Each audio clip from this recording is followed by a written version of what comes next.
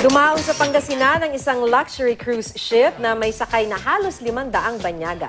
Ang ibang turista nakapaglibot pa sa ilang lugar sa Pangasinan at ang ilan sa kanila nabighani raw talaga sa ating bansa at sa mga Pinoy. Makibalita tayo kay Jet Arceliana ng GMA Dagupan. Mula sa Hong Kong, dumaong sa 100 Islands National Park sa Alaminos City ang international cruise ship na ito, ang Seaboard Sojourn.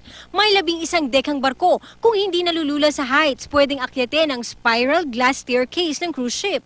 Sa hallway naman ng barko, nakadisplay ang ilang art pieces at mga alahas. Di lang yan, meron pang spa sa loob ng cruise ship.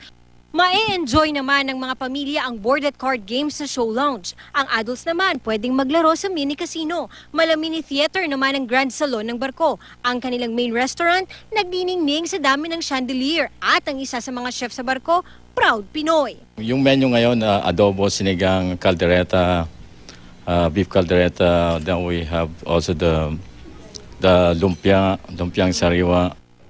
Paglabas sa view deck, bubungad ang ganda ng kanilang retreat area at sand terrace. Naroon rin ang pool at jacuzzi. Mayroon ding indoor golf area at isang observation bar. Isinusulong ng Department of Tourism ang cruise sa Pilipinas. Then we visit also Borneo and we finish the cruise in Singapore after 2 weeks.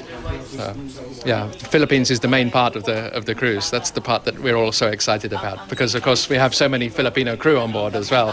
So we're sailing home. Around 60 ships will be coming over in the country this year. Siguro ganun po. Like for example, Palawan, Boracay, Manila, almost every week meron na pong dumarating. Halos 500 banyagang nakasakay sa cruise. 5 daungan sa Pilipinas ang bahagi ng ruta ng cruise na ito. Everything is beautiful and the Filipino people are so nice always. So we're looking forward to it. Halos ayaw nilang aalis na sa Pilipinas. Pag alis namin sa Palawan last year, marami pang umiiyak. I would love to stay here. Tell your captain, sabi niya, na we want to stay more in the Philippines. Jet Arceliana, Nagbabalita, Pilipinas.